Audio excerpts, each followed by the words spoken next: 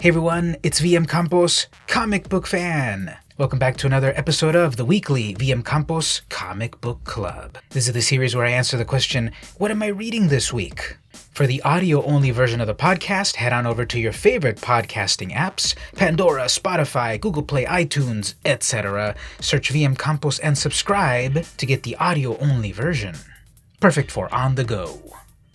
Spoiler alert, I will be going through the various pages of this book, but you are always encouraged to purchase the original comic yourself, whether digitally or in person. Head on over to your favorite comic book shop and buy these books that I review. You're helping your favorite creators and companies, comic shops, and it's worth it.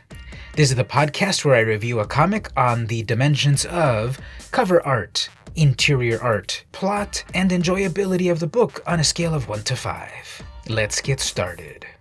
This week I'm reading Creepy #1 from Dark Horse Comics, published in 2009. Well, continuing the Halloween fun of the recent episodes, this is the 4th week of October, the 4th new comic book day of the month, and therefore I'm continuing with another horror anthology comic book. This one is from the 21st century, but it is actually a throwback to an earlier time. This is volume 3 of Creepy. First volume was from the 60s, 1964, and was published until 1983 by Warren Publications. They started off with classic artists such as Frank Frazetta, San Julian, and more. Warren published 152 issues of that book up until 1983. In 1985, Harris Comics, the heir apparent, published issue number 153 in 1985, and then they tried again in 1992. So that 1992 one was volume 2, and then this one by Dark Horse Comics would be volume 3. This went only on to 24 issues from 2009 to 2016 because it was basically published quarterly, and there have not been any new issues to my knowledge as of this podcast since 2016. And that's a shame, because that's what we're going to talk about this week. Okay, so first of all, the cover. This is an amazing Eric Powell cover. Eric Powell of the Goon fame. He did this amazing, weird hellhound thing coming at the two protagonists. This is from one of the stories in the comic, a variation of it, and it's pretty amazing. The cover has the classic creepy font with like this, chilling aspect to it. And the classic tagline, the finest in illustrated horror. This is 48 fear-filled pages. You're going to see a lot of alliteration in this book. Where will you hide when the hellhound comes? So this cover is amazing. It's beautifully painted. It has a great sense of foreboding evil in the swamp as these two guys are about to get torn apart by some sort of weird pig, wolf, dragon thing. Beautiful red background, tones in red and orange. And then the creature itself is in green, so wonderful green versus red contrast in the cover. This is a 5 out of 5. I love this cover. The rotting flesh on this creature is even also very horrible.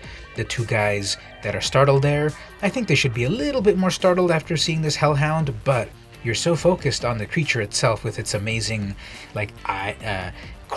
encrusted eyeball and sharp teeth that you're like, wow, this is an epic cover. 5 out of 5. Good job, Eric Powell.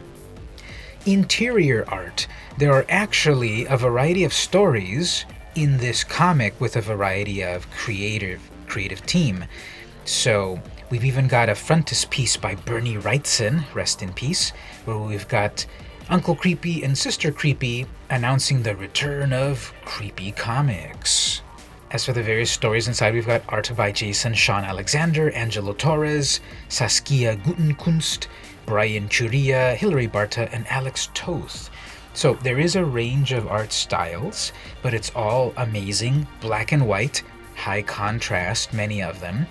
The first story, The Curse, Part 1, just shows excellent human anatomy, very gross and violent imagery, very realistic imagery. Great expressions, very realistic. This is amazing art for this first story. Every story basically is amazing art. For example, then the following story, Hellhound Blues. This is Angelo Torres art. Angelo Torres has worked in Mad Magazine for decades. He has this cartoony, realistic style that I love. The characters' expressions, again, are just so realistic. These characters have a little bit of a cartoony edge to them, but they're still realistic. Their hair, their faces, their eyes, the wrinkles on their foreheads. And then the scenery created in that bayou in Mississippi is amazing. So Torres's work there is also great. Saskia Guttenkunst is very interesting. It's more of a painterly, somewhat watercolor style. I'm sure it's still digital, however, but the artist has created like a watercolor style about Nazi experiments and the zombie plague that they unleash. Very dark, very moody style. Again, amazing art in a very horrific vein. So that's another artist that is just tremendous. Let me just say, 5 out of 5. The interior art is gorgeous. Everything from very realistic to very cartoony. For example, Brian Churia creates a story, All the Help You Need, where it's like weight loss gone wrong. Very high contrast, black and white, little bit of hatching and cross-hatching here and there, but it's just stark black and white contrasts, a more cartoonier style, more cartoonier than Torres's style. And in a good way, I kind of love this art. But then the final horror of this cartoony world is not lost upon the reader. Then a beautiful Hilary Barta piece where it's in black and white, but this could easily have been in color. Great tones, brushwork is just tremendous. Again, 5 out of 5. The book wraps up with an Alex Toth reprint, actually, from Erie, number 64 in 1975. So classic artist Alex Toth, for example, designer of the original Space Ghost, did a piece in Creepy's companion piece in the 70s, Eerie, which is, they had another companion piece in the 2010s from Dark Horse, long story. But this is a reprint, and it's still, this art holds up. It's beautiful art, very well detailed, wonderful tones. It looks like it's maybe charcoal, or maybe just probably a variety of pencil, like B or 2B lead pencils, and that's a beautiful one as well. So interior art, this is a 5 out of 5. There's just a great variety of artwork inside, and all of it is amazing in the limited color palette of black and white. The story, well, again, there's several stories. The writers include Joe Harris, Dane Brown, Mike Woods, Neil Clyde, and Bill Dubay. So a lot of great names create a variety of stories that are gross, chilling, interesting, moody, scary, and that's what you want from a horror anthology. Some of these final twists are just amazing, again, coupled with the art. A couple of stories are to be continued, and when you come back on the subsequent issues, you get the full story. But even these self-contained stories in this one comic with their twist endings are great. So there's Hellhounds, there's a Deal with the Devil story, there's a Nazi experimentation story, there's an alien crash landing in a peaceful town story, cannibalism, great plots. So another 5 out of 5 for the writing in this book. Each story is really interesting, thanks to the various writers. And lastly, the enjoyability of the book. It all adds up to a perfect 5 out of 5. Very enjoyable book. Classic reprint to harken back to horror and fantasy of decades past. Modern stuff with an emphasis of zombies. There's a few caricatures of famous characters. Sammy Davis Jr., Jane Mansfield are in a few spots, as well as Mick Jagger, Ozzy Osbourne, Oprah Winfrey, and the Jonas Brothers. You've got to see that story. And the action and the terror of this dieting gone wrong story really sets a sense of dread. The Nazi stuff, it's always like, well, what's the fine line between what was the horror of real life with what is the horror of this fantasy?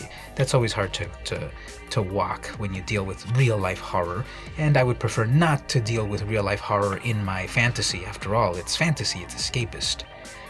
but all of these stories are very enjoyable. You gotta read it and reread it and enjoy the art and the story and the nuance. 5 out of 5 enjoyability factor.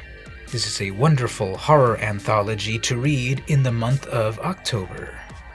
Once again, if you'd like the audio-only version of the podcast to listen on the go, head on over to your favorite podcasting apps. I'm on all of them. Search VM Campos and subscribe. Don't forget to like and maybe comment. I like to hear your thoughts on these comics that we all love. Consider going over to Patreon, patreon.com/VMCampos. Give me a follow. Follows are free. Keep up to date with everything that I do, comic book related, Magic the Gathering, etc. Or consider going up to the $2 range, where I will mail you a cool comic book from my collection as thanks. So this week I read Creepy #1, Volume 3 from Dark Horse Comics, published in 2009. This has been the weekly VM Campos Comic Book Club, and I'll see you next week.